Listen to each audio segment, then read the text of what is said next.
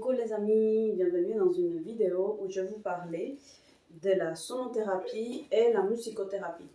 Alors, la sonothérapie et la musicothérapie, ce sont des techniques de développement personnel et de bien-être qui vont vous aider à vous aligner, qui vont vous aider à retrouver une harmonie et surtout à être en contact avec votre vraie vibration.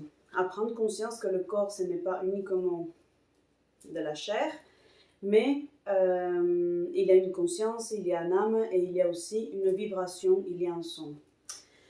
Alors, tout d'abord, il faut savoir que la sonothérapie et la musicothérapie vont se baser en fait sur les vibrations. Et la musique et les sons, ça fonctionne pourquoi? Ça fonctionne parce que c'est quelque chose d'universel. Par exemple, ça vous est déjà arrivé d'écouter une chanson sans connaître les paroles, par exemple les chansons dans une autre langue, et sans connaître les paroles, soudainement vous êtes envahi d'une émotion. Peu importe l'émotion, ça peut être la joie, la tristesse, l'angoisse, et on les retrouve aussi dans les films. Certains films, il suffit juste de mettre un son, et tout de suite vous pouvez être en état d'angoisse, vous pouvez être en suspense, vous pouvez être vraiment vous pouvez sentir des émotions différentes en fonction de la musique. Et pourtant, on ne vous dit pas si c'est de la peur, de la tristesse ou de l'angoisse. C'est quelque chose qui est universel. Donc, et pourquoi ça nous touche? Mais parce que nous sommes aussi une vibration. Nous sommes constitués majoritairement d'eau. Et le son, en fait, il fait partie déjà de nous. À partir du moment où la femme elle est enceinte, il faut savoir que l'enfant il va baigner dans un liquide. Et le son, il va se propager en fait comme une onde. Quand vous jetez une petite pierre dans l'eau, vous voyez les ondes qui vont s'agrandir et ça va aller très loin. Donc, comme les ondes elles vont aller de plus en plus loin, vous allez ressentir quelque chose qui s'est passé à un espace de temps différent. Un son, une musique est une vibration qui va être dans un certain temps à une certaine fréquence. Donc, comment ça fonctionne au niveau de la thérapie? Certaines personnes vont utiliser des instruments. Ils vont utiliser des cloches, c'est mon cas, ils peuvent utiliser des bols, et d'autres personnes vont utiliser des instruments de musique. Vous allez me dire, mais comment est-ce que cela peut aider? Je vous disais qu'à partir du moment où la femme elle est enceinte, c'est-à-dire à partir du moment où vous êtes une petite cellule, petit à petit, ça va se développer. Et souvent, les personnes disent non, l'enfant, il n'entend pas, il ne comprend pas. Mais il faut savoir que d'abord, la musique, ça ne passe pas que par les oreilles. La musique, c'est une vibration, donc c'est une onde qui va envahir le corps et qui va envahir chaque cellule. Donc, comment ça va envahir le corps, ça va envahir chaque cellule, vous allez ressentir avant de la comprendre. Donc, la musicothérapie et la sonothérapie, ce qui est intéressant, c'est que ça ne passe pas forcément par la compréhension, par le mental.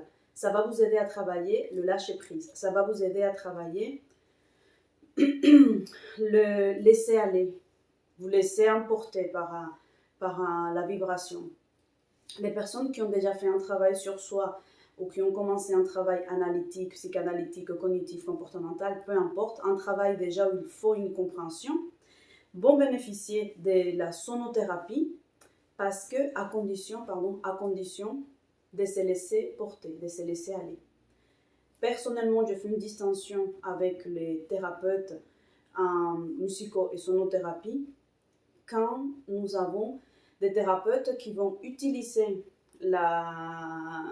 les instruments ou les outils qui vont émettre un son ou une vibration sans passer par l'interprétation. Les personnes qui vont systématiquement avoir recours à l'interprétation, selon moi et pour moi, c'est contre-productif. Pourquoi? Parce que quand vous écoutez une chanson, comme je vous disais précédemment, qui soit dans une autre langue que vous ne comprenez pas, vous avez déjà une émotion. Vous n'avez pas besoin qu'on vous fasse la traduction. Vous êtes embarqué, vous faites et vous embarquez dans la chanson sans forcément la comprendre, sans forcément savoir qu'est-ce que ça veut dire, mais cette chanson, elle vous plaît. Et moi, ça m'est déjà arrivé que, par exemple, des années beaucoup plus tard, quand je l'écoute, que je comprends déjà la langue, ou quand je vais chercher la traduction, je dis waouh, mais c'est incroyable que cette chanson elle me plaise autant, parce que quand je lis les paroles ou la traduction, c'est quelque chose qui me parle. C'est un moment dans ma vie, voilà, ça fait écho à un moment dans ma vie. Donc, la sonothérapie, ça fonctionne par les vibrations, par les ondes, et ça va venir faire écho à quelque chose que nous émettons déjà.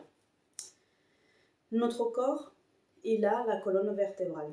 Et ça fait partie, en fait, avant de développer les oreilles, on va développer des cellules. On va développer les cellules, on va commencer aussi à sentir, et on va voir cette colonne vertébrale. L'importance de la colonne vertébrale, c'est que c'est elle qui véhicule les informations jusqu'au cerveau à travers la gaine de méline. C'est un petit peu technique, mais c'est important de savoir. Donc, dans cette colonne vertébrale, nous avons, comme on pourrait appeler, une antenne. On a une espèce de radio, on a une fréquence. Donc, si vous écoutez de la musique triste, donc vous allez être de la musique triste, mélancolique, vous allez être plutôt nostalgie. Si vous écoutez plutôt du rap et du rock, donc ça va être skyrock. Si vous êtes... bref, donc en fonction de comment vous vivrez, en fonction de ce que vous faites, en fonction de vos pensées, votre colonne vertébrale, elle va émettre une vibration, elle va émettre un son. Et c'est ce son-là qui va donner votre ton à votre musique, votre chanson. Et donc, quand on vous voit, on va vous assimiler, mais de manière inconsciente, à ces sons, à cette tonalité. On n'aura pas besoin de vous dire tiens, c'est Angela qui vient d'arriver, tiens, c'est Elodie ou c'est Marion ou Natacha, mais on va le sentir parce que cette personne, elle va rayonner, elle va vibrer. Dans une soirée, quand une personne rentre, cette personne, elle peut apporter beaucoup de joie, le soleil arrive, ou ça peut être une personne quand on se dit ouf, ça y est, celle-là est arrivée, ça va tout gâcher. Donc, on émet une vibration. Et donc, la sonothérapie, elle va vous accompagner en fait à trouver votre vrai son, à trouver votre tonalité, à trouver la vraie musique qui est à l'intérieur de vous.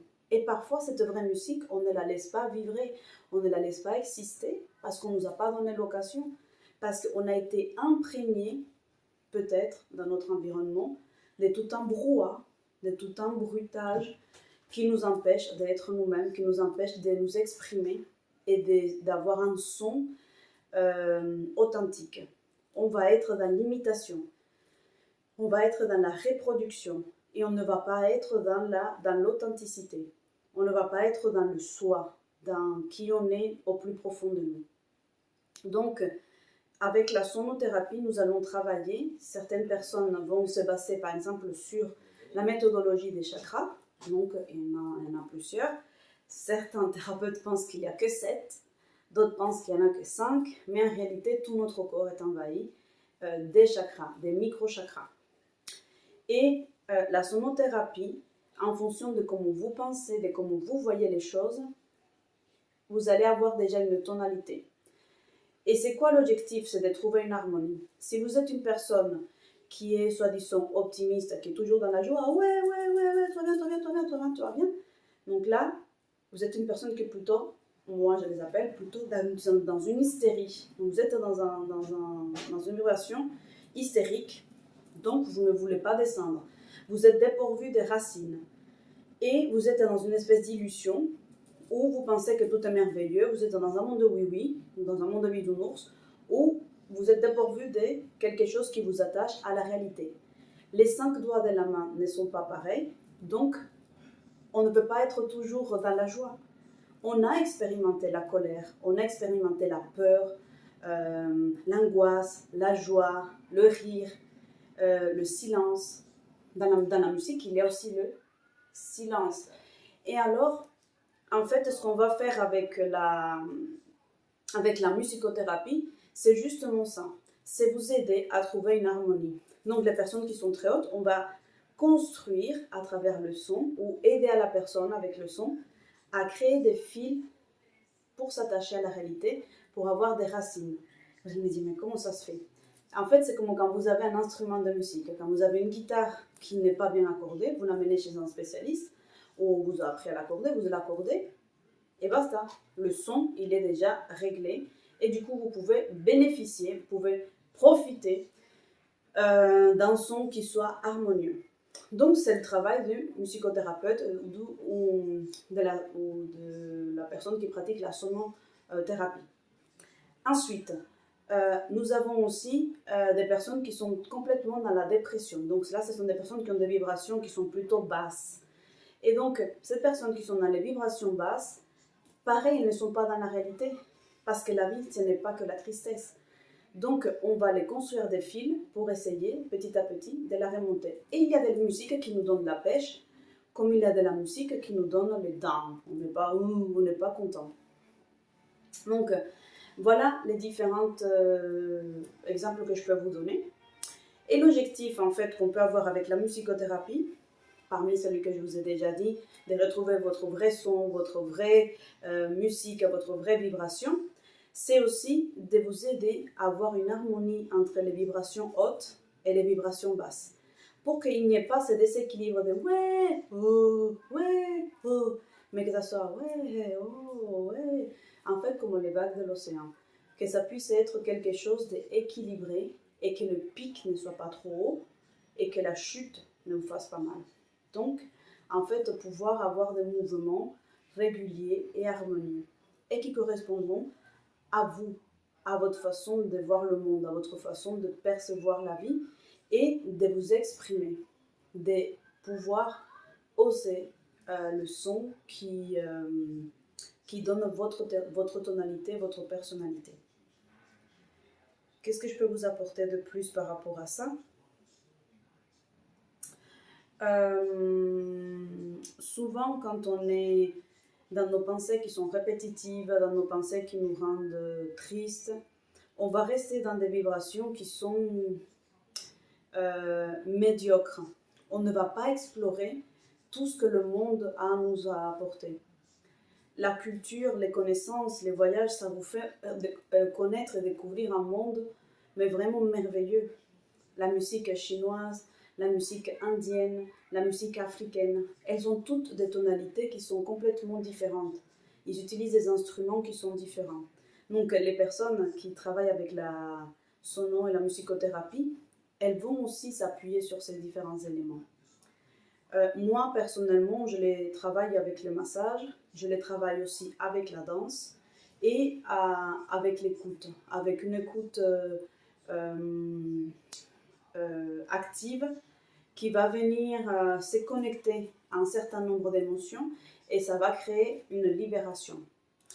Moi, je vous mets quand même en garde avec les personnes et thérapeutes qui vont vous faire une séance de sonothérapie ou de musicothérapie et qu'à la fin, ils vont vous faire une interprétation et une analyse de votre vie. Pourquoi? Parce que justement, le son ne s'interprète pas, il se vit, il se ressent. Et il va y avoir des libérations qui se font, il va y avoir des déblocages qui se font. Et ces déblocages et ces libérations, elles peuvent être ancrées depuis la plus tendre enfance, comme je vous avais dit. C'est un son, c'est une vibration qui se propage déjà dans le ventre de votre mère. Donc quand vous étiez à peine une petite cellule, voilà, microscopique, voilà, minuscule. Donc c'est important de savoir qu'il va y avoir des déblocages et que le thérapeute n'est pas obligé d'avoir une réponse. Il a les outils, mais le travail s'est fait entre le son émis, le son ressenti, par un écho, il va y avoir des libérations qui se font. Donc, quand on commence à vous envahir avec le mental, les explications, là, vous sortez vraiment du bienfait thérapeutique. On peut avoir un débriefing, mais très léger, vraiment très doux, pour que la personne puisse quand même avoir un contenu et ne pas être complètement déstabilisée. Ou elle peut partir avec un son, ou jouer un son, ou chanter quelque chose. Et ça va vous apporter vraiment beaucoup de paix, de joie et d'harmonie. Voilà, je vais vous faire écouter une petite cloche pour finir.